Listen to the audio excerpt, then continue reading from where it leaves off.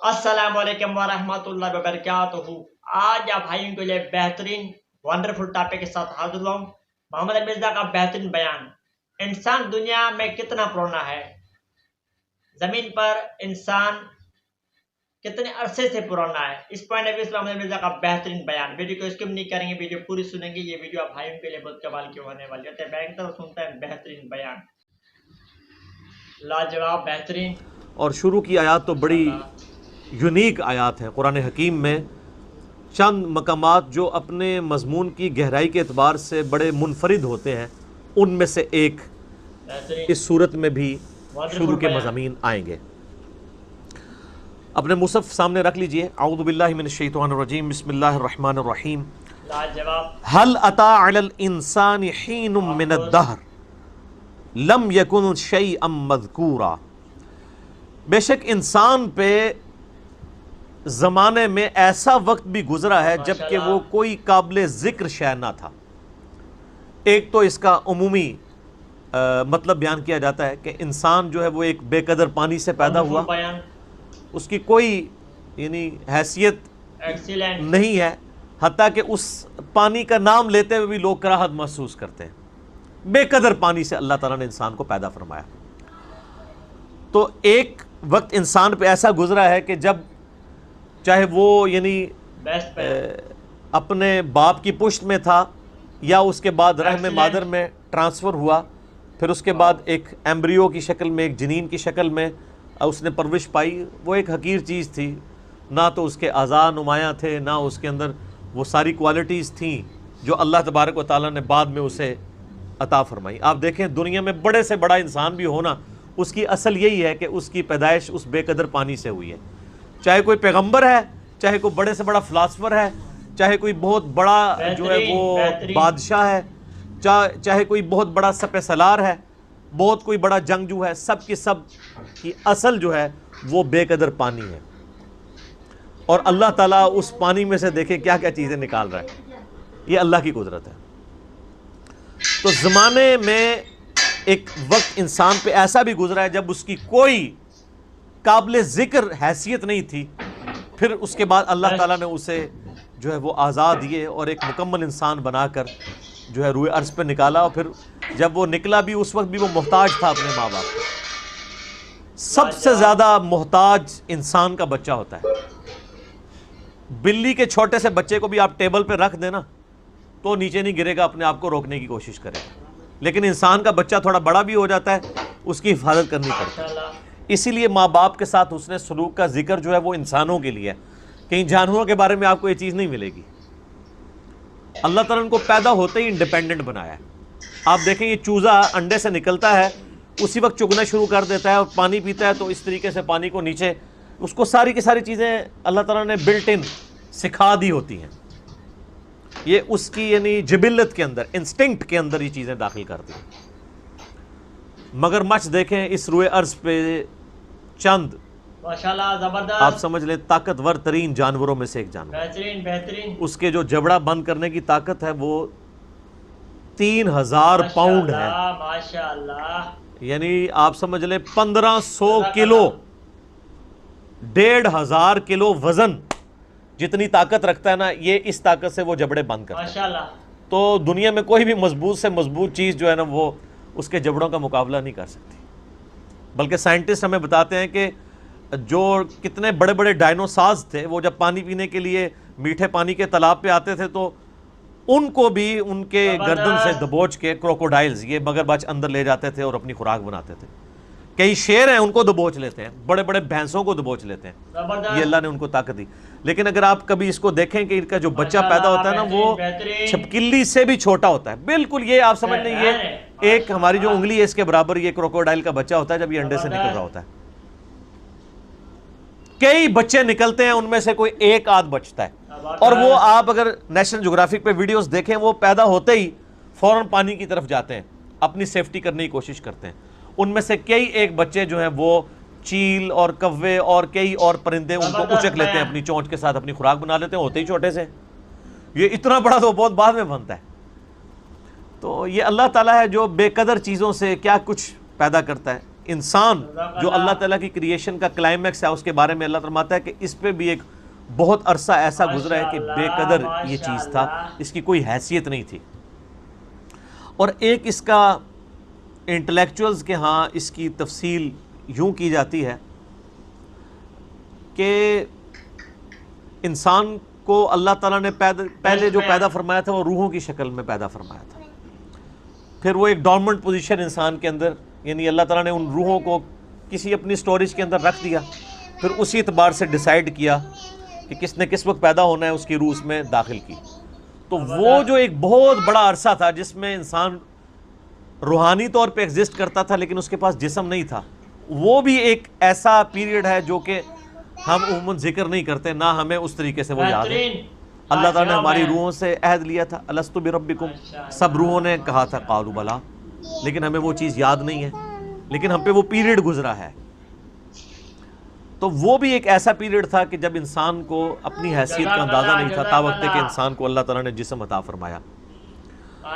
اس کو سپورٹیو وہ حدیث بھی ہے جو جامعہ ترمذی میں صحیح سند کے ساتھ موجود ہے، مسند احمد میں بھی صحیح سند کے ساتھ ہے، دلائل النبوہ امام بیہقی کی کتاب میں بھی صحیح سند کے ساتھ ہے، مشکات المصابیح میں بھی تیسری جلد میں آپ کو اللہ کے محبوب صلی اللہ علیہ وآلہ وسلم کے فضائل کے چیپٹر میں مل جائے گی کہ صحابہ کرام نے پوچھا، اے اللہ کے نبی صلی اللہ علیہ وآلہ وسلم، آپ پہ نبوت کب واجب ہوئی، کب آپ نبی بنائے گئے؟ تو آپ نے فرمایا کہ میں اس وقت بھی اللہ کے ہاں خاتم النبیین لکھا ہوا تھا جبکہ ابھی آدم علیہ السلام روح اور جسم کے درمیان تھے، ایک روایت میں آتا ہے مٹی اور پانی کے درمیان تھے، میں اللہ کے ہاں اس وقت بھی خاتم النبیین لکھا ہوا تھا۔ یعنی اللہ کے ڈیوائن علم میں اللہ کے پاس تو روحیں موجود ہیں نا، اللہ نے پہلے ہی ڈیسائیڈ کر لیا بھائی اس روح نے محمد رسول اللہ بننا ہے، اس روح نے فرعون بننا ہے، اس نے موسیٰ بننا ہے، اس نے ابو جہل بننا ہے۔ اللہ کو تو پتہ ہے اپنے ڈیوائن علم کی وجہ سے۔ تو وہ ایک جو پیریڈ ہے وہ ہمیں یاد نہیں ہے، اس وقت ہم کوئی قابل ذکر شے نہیں تھے، جب تک کہ دیکھیں جب تک فرعون دنیا میں آیا نہیں ہے اس وقت تک اس کی فرعونیت سے لوگ انٹروڈیوس تو نہیں ہوئے، اللہ کے ہاں تو وہ روح کی شکل میں موجود تھا۔ تو وہ والا بھی ایک پیریڈ ہو سکتا ہے۔ دو معنی ہو گئے، اور ایک تیسرا معنی ہے جو لوگ ایوولوشن کے قائل ہیں، ارتقاء کے۔ ایک ارتقاء وہ ہے جو ڈارونزم والا ہے کہ انسان جو ہے وہ جانوروں کی اولاد ہے یا چمپینزی کی اولاد ہے، یہ تو ٹوٹلی ایک حرام عقیدہ ہے، کفری عقیدہ ہے۔ مسلمانوں کے ہاں بھی ارتقاء اس حوالے سے پایا جاتا ہے، میرا اس کے اوپر یوٹیوب پہ کلپ بھی ہے، بخاری اور مسلم کی متفق علیہ حدیث ہے کہ نبی علیہ السلام نے فرمایا کہ جب آدم علیہ السلام کو اللہ تعالیٰ نے پیدا فرمایا تو ان کا قد جو ہے وہ 60 ہاتھ تھا، پھر آہستہ آہستہ قد کم ہوتے چلے گئے۔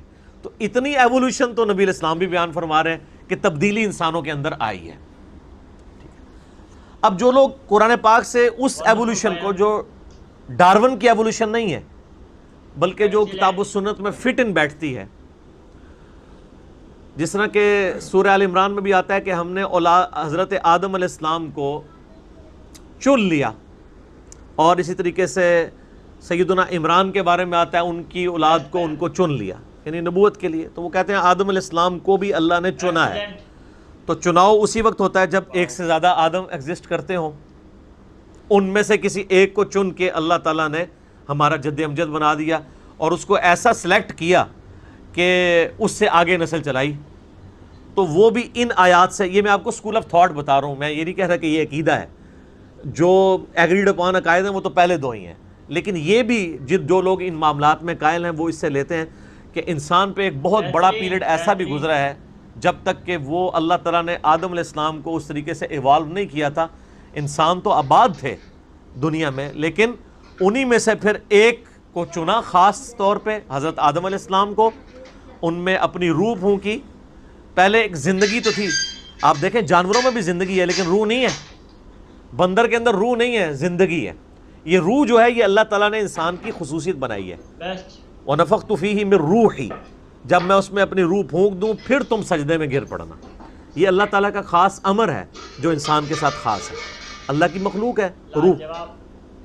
تو کہتے ہیں جو پہلے انسان ایگزسٹ کرتے تھے نا، وہ صرف جان والے انسان تھے، ان میں اللہ تعالیٰ نے اپنی روح نہیں پھونکی تھی، ان میں سے ایک شخص کو اللہ نے چوز کیا، اور وہ ہمارا پہلا جد امجد، ہمارا باپ سیدنا آدم علیہ السلام، پھر ان کی دیکھیں اس میں بھی ایک ایوولوشن، یہ تو آپ دیکھ لیں کہ بخاری مسلم میں حدیث تو بالکل واضح ہے، ویسے سورہ نساء کے شروع میں بھی آتا ہے کہ اسی سے اس کا جوڑا بنایا حضرت آدم سے، اور بخاری مسلم میں آتا ہے کہ وہ ٹیڑھی پسلی سے پیدا ہوئے.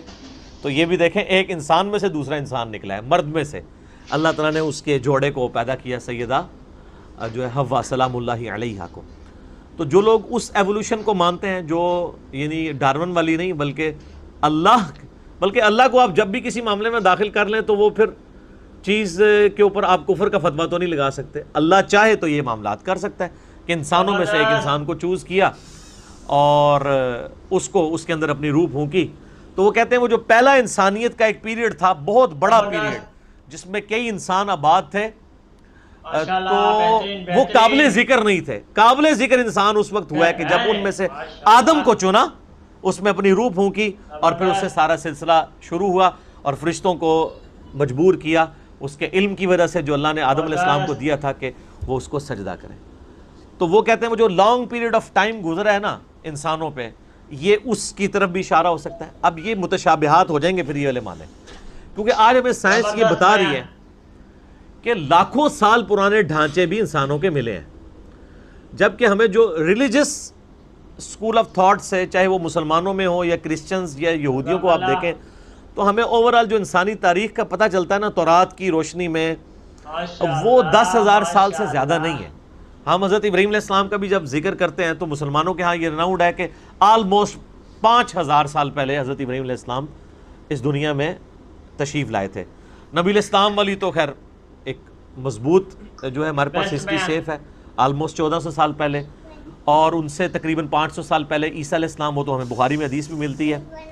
عبداللہ ابن السلام کہتے ہیں کہ نبی علیہ السلام اور عیسیٰ علیہ السلام کے درمیان تقریباً یہ جو فترت کا پیریڈ ہے یہ 600 سال کا ہے. وہ اس وقت تو تقریباً ہی بات ہوتی تھی، وہ 571 بنتا ہے.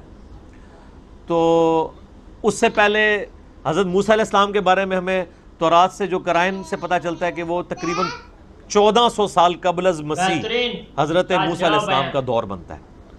تو اس طرح نون جو ہمارے پاس تاریخ ہے اس میں تو 10,000 سال سے پرانی تاریخ نہیں ملتی.